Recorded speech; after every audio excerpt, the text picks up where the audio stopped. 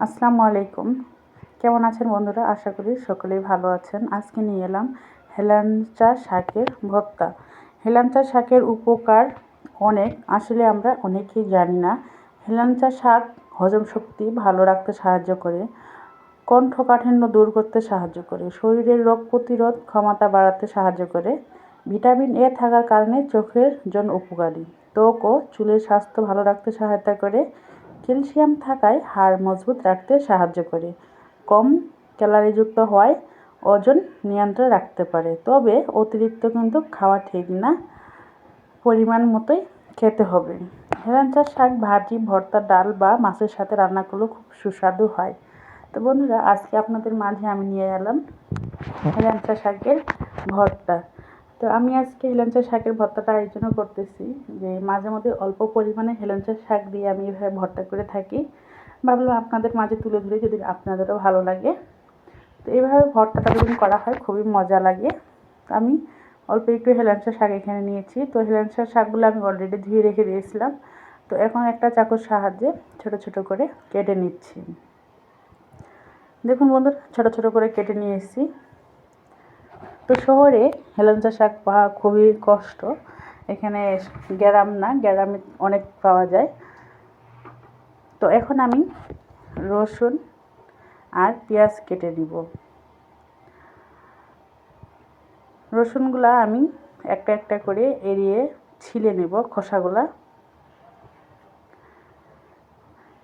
তো আমার চ্যানেলটি রমণীর রান্নাঘর ব্লগ, নিত্য নতুন রেসিপি নিয়ে আপনাদের মাঝে হাজির হই। আশা করি আজকের রেসিপিটি আপনাদের সকলেরই খুবই ভালো লাগবে। যদি রেসিপিটি কোথাও কোনো অংশ ভালো লেগে থাকে, তাহলে যারা নতুন আছেন অবশ্যই আমার চ্যানেলটি সাবস্ক্রাইব করে পাশে থাকবেন। এরকম আরও যদি রেসিপি দেখতে চান, তাহলে অবশ্যই কমেন্টে জানাতে পারেন যে কোন রেসিপিটি আপনি দেখতে চান। তো বন্ধুরা, আজকের রেসিপিটি অবশ্যই স্টেপ বাই স্টেপ দেখার চেষ্টা করবেন, তাহলে খুবই ভালো লাগবে আর অনেক উপকারেও আসবে। আমি আজকে হেলাঞ্চা শাক শুটকি দিয়ে ভর্তা করব। কীভাবে শুটকি দিয়ে ভর্তা করতে হয় সেটাই আপনাদের মাঝে তুলে ধরব। আমরা এখন বাজার থেকে যে শাকসবজি কিনে খাই না কেন, প্রতিটাই সার দেওয়া। মনে হয় যে বিষ কিনেই খাচ্ছি। আমরা ভিটামিনযুক্ত খাবার কিনলেও মনে হয় বিষ কিনতেছি। কেন বলতেছি কথা? কারণ ফলমূল থেকে শাকসবজি প্রতিটা খাবারেই ফর্মুলা দেওয়া থাকে। অরিজিনাল খাবার পাওয়া খুবই দুষ্কর ব্যাপার। তাই আমরা আশপাশ থেকে শাকসবজি যদি উঠিয়ে খেতে পারি, এটাই কিন্তু ভিটামিন। কারণ আশপাশে সাইডে যে শাকসবজিগুলো থাকে সেগুলোতে কিন্তু কোনো রকমই ফর্মুলা দেওয়া থাকে না। যাদের বাসা গ্রামে তারা জানেন যে আসলে এই শাকসবজি খুবই ভালো, চারপাশে অনেক পাওয়া যায়, আর শহরে সেটা পাওয়া যায় না। আর গ্রামের মানুষদের দেখবেন যে রোগবালাই খুব কম শহরের তুলনায়। কারণ আশপাশে আমরা যা খাচ্ছি তাই হচ্ছে একদম ফর্মুলা জাতীয় জিনিস। ফল থেকে সবজি, চাল যাই খাই না কেন সমস্ত কিছুই ফর্মুলা। তাই আমরা চেষ্টা করব ফর্মুলাযুক্ত কিছু জিনিস খাওয়ার, তাহলে শরীরটা ঠিক থাকবে। তো এখানে আমি শুটকি নিয়েছি। শুটকিটা ভালোভাবে হাতের সাহায্যে কচলে কচলে ধুয়ে নিচ্ছি। দেশ ও দেশের বাইরে যে সকল বন্ধুরা আমাকে সাপোর্ট করেন, আপনাদের অসংখ্য ধন্যবাদ এভাবে আমাকে সাপোর্ট করার জন্য। আগামী দিনগুলোও আমার পাশে থাকবেন। এভাবেই আপনাদের ভালোবাসায় এগিয়ে যাব ইনশাল্লাহ। শুটকিগুলো খুব সুন্দরভাবে ধোয়া হয়ে গেছে। আমি এখন শুটকিগুলো একটা কড়াইয়ে দিয়ে দিলাম। দেওয়ার পরে শাকগুলো দিয়ে দিলাম। আপনারা চাইলে শাকের পরিমাণটা আরও একটু বাড়িয়ে নিতে পারেন। আগেই বললাম যে শহরে সবসময় এত শাক পাওয়া যায় না, অল্পর মধ্যেই যা পাই তা দিয়েই তৈরি করে নিই।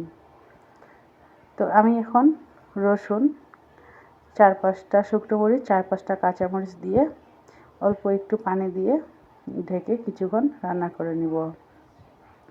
তো এই রেসিপিটা যদি ভালো লেগে থাকে অবশ্যই শেয়ার অপশনে চেপে শেয়ার করে দিবেন।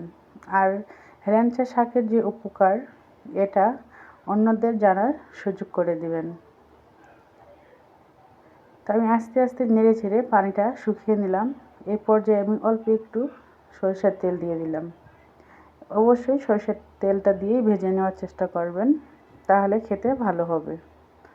তো দেখুন বন্ধুরা, ভেজে নেওয়া কিন্তু হয়ে গেছে অলরেডি। দেখেই বুঝতে পারতেছেন নিচে লেগে যাচ্ছে আর ভাজাও হয়ে গেছে। এখন আমি উঠিয়ে নিব চুলাটা বন্ধ করে দিয়ে। তো সমস্তটা উঠিয়ে নিয়ে আমি এখন একটা বাটনা নিয়েছি, আমরা বলি এটা গ্রাম্য ভাষায় যেটা শিলপাটা বলে। তো আমি এখন শিলপাটায় বেটে নেব। আস্তে আস্তে অল্প অল্প করে দিয়ে পুরোটাই বেটে নিব। আর দিয়ে দিচ্ছি 1/2 চামচ লবণ। অবশ্যই লবণটা অল্প দিবেন, পরবর্তীতে চেক করে আবারও দেওয়া যাবে, বেশি দিলে খেতে ভালো লাগবে না।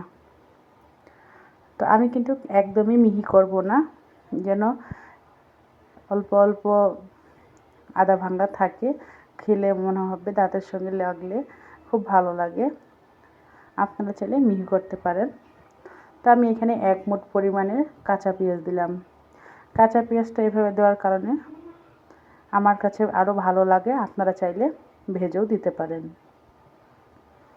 তো দেখুন বন্ধুরা, আমি এখন আবারও কিন্তু সরিষার তেল দিয়ে দিচ্ছি। সরিষার তেল দিয়ে হাতের সাহায্যে ভালোভাবে নেড়ে চেড়ে মিশিয়ে নেব। দেখুন কতটা সুন্দর লোভনীয় হয়েছে মাশাআল্লাহ। তো যারা ভিডিওটি দেখতে দেখতে শেষ পর্যায়ে চলে আসছেন, এখনও লাইক কমেন্ট করেননি, অবশ্যই লাইক কমেন্ট করবেন। আর এরকম হেলেঞ্চা শাক অবশ্যই খাবেন, শরীর স্বাস্থ্য ঠিক থাকবে। তো দেখুন খুব সুন্দর লোভনীয় একটা ভর্তা হয়েছে। তো যখন এরকম ভর্তা থাকে ঝাল ঝাল, সঙ্গে একটু লেবু নিয়ে চটকে খেয়ে নেবেন, মাশাআল্লাহ খুব সুন্দর। আজকের মতো এখানেই, আল্লাহ হাফেজ, আসসালামু আলাইকুম।